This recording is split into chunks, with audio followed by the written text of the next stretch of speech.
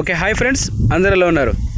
ఈరోజు video topic ఏంటంటే, మనము స్కూల్లో చదువుకునేటప్పుడు మనకి గురువులు ఒక మంచి క్రమశిక్షణ, డిసిప్లిన్ అంటారు దాన్ని, డిసిప్లిన్ని అలవాటు అయ్యేటట్టు చేస్తారు. చిన్నప్పటి నుంచే నేర్పిస్తారు.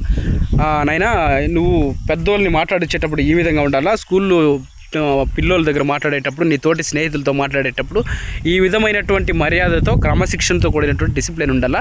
అది చదువుకున్నోడికి, చదువుకోకుండా ఉండేవాడికి ఉండేటటువంటి మధ్య వ్యత్యాసం ఇదేనాయన అని చెప్పేసి మనకి గురువులు అయితే నేర్పిస్తారు స్కూల్లో. ఓకేనా?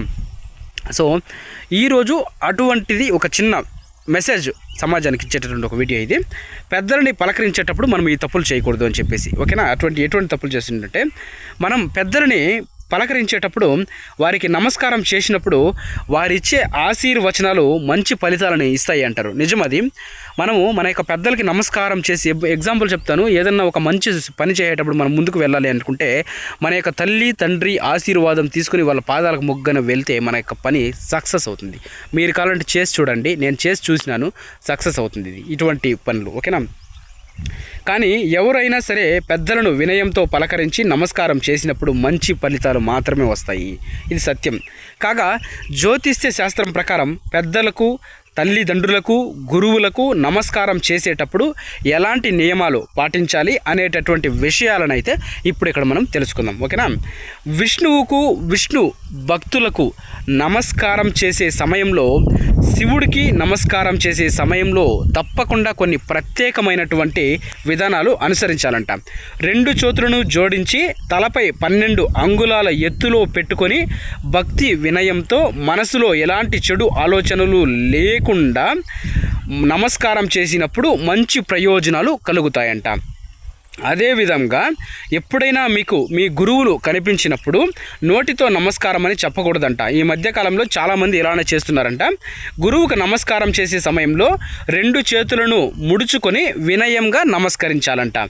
ఇది మీకు శుభ ఫలితాలను ఇస్తుందంట. ముక్కుపై మీ చేతి వేలను ఉండేలా నమస్కారం చేయాలంట. ఇది మీ గురువుకు రుణం తీర్చుకోవడానికి సహాయపడుతుందంట.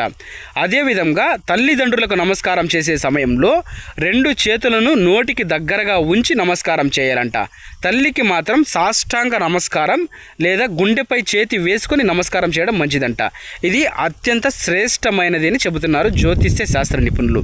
అలాగే మహాపురుషులకు, యోగులకు, సాధువులకు లేదా మహాయోగులకు నమస్కారం చేసే సమయంలో 2 చేతులను ఛాతీపై ఉంచి తలను వంచి నమస్కారం చేయాలట. ఇది చాలా శుభ ఫలితాలను ఇస్తుందని చెప్పేసి జ్యోతిష్య శాస్త్రం నిపుణులు అయితే చెప్తున్నారంట. సో జ్యోతిష్య శాస్త్రం ప్రకారం ఇది చెప్తున్నారో లేదో తెలియదు, కానీ మనం పెద్దలకు మాత్రం రెస్పెక్ట్ ఇవ్వాలని చెప్పేసి అది మన అందరికీ కూడా తెలిసినటువంటి కామన్ విషయము. పెద్దలకి, మనకు కనిపించినటువంటి, మనకి చదువు చెప్పినటువంటి గురువులకి మనం కనిపించినప్పుడు, వాళ్ళు మనకి కనిపించినప్పుడు వాళ్ళని రెస్పెక్ట్గా మనం విష్ చేయడము మన యొక్క బాధ్యతది. ఎందుకంటే మనకి విద్యా బుద్ధులు నేర్పించిన వాళ్ళు దైవం కంటే కూడా ముందు వీళ్ళే. ఓకేనా? దైవం కంటే కూడా ముందు వీళ్ళే తల్లిదండ్రులు, అటువంటి వాళ్ళు. సో వాళ్ళకి రెస్పెక్ట్గా, మర్యాదగా వాళ్ళని గౌరవించడము మన యొక్క కర్తవ్యం, విధి అది. ఓకేనా? సో చదువుకొని ఉన్న వాళ్ళు కావచ్చు, చదువుకోకుండా ఉండే వాళ్ళు కావచ్చు, ప్రతి ఒక్కరు కూడా పెద్దలకి, ఎవరైతే మనకి ఏజ్లో పెద్దోళ్ళు ఉంటారో వాళ్ళందరికీ కూడా రెస్పెక్ట్ ఇవ్వడము నేర్చుకోండి. ఓకేనా? సో వీడియో నచ్చింటే మాత్రము వీడియోకి ఒక లైక్ చేయండి. అలాగే కొత్తగా ఎవరైనా మన ఛానల్ చూస్తుంటే సబ్స్క్రైబ్ చేసుకోండి. అలాగే ఈ యూస్ఫుల్ ఇన్ఫర్మేషన్ ఎవరికైనా యూస్ఫుల్ అనిపిస్తే వాళ్ళకి షేర్ చేయండి. హైప్ ఆప్షన్ ఎవరికైనా ఉంటే హైప్ కొట్టండి.